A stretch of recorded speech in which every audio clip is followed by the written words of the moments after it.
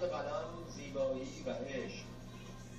عرض سلام و ادب دارم خدمت شما بینندگان عزیز تلویزیون فری فشن تیوی و همینطور خسته نباشید میگم به همه اونهایی که برای این برنامه شبانه روز تلاش کردن تا از این دریچه بتونیم میهمان خانه‌های شما عزیزان باشیم. در خدمت خانم ساناز هومن هستم، وایس پرزیدنت کمپانی GWT که بارها اسمشون رو شنیدیم. علاقه‌مند بودیم بدون هیچ مقدمه ای از خودشون راجع به خودشون بپرسیم. با شما